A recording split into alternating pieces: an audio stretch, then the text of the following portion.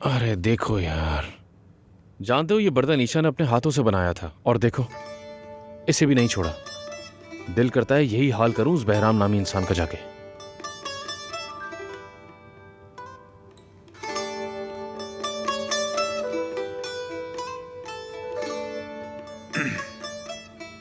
चलो अब मैं चलता हूँ, कुछ जरूरी काम करना है मुझे। जमरुद कैसी है? ठीक है, कोशिश कर रहा हूं कि वो पहले से बेहतर हो जाए। दुकान के लिए अफसोस हुआ। शुक्रिया।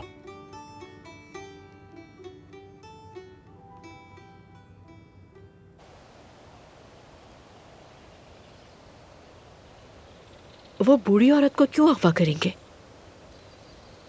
आप औस्किच खानदान के दुश्मन क्यों बने? वो आपसे क्या चाहते हैं? अब्बास साहब ने कुछ बताया? बस आंसू थे, खत्म न होने वाले तकलीफ दे आंसू। अजमत साहिबा जैसे बिस्तर पे लिटाए वो सो गई, रोने की हिम्मत नहीं बची थी। हाँ, अजमत साहिबा बहुत रोई, बहुत ज्यादा। अम्मी, क्या अदनान भाई यहाँ पर है? वो तो यहाँ नहीं है। क्यों, कुछ हुआ है क्या? मुझे फौरन अदनान भाई से मिलना है, उन्हें कुछ जरूरी बताना है।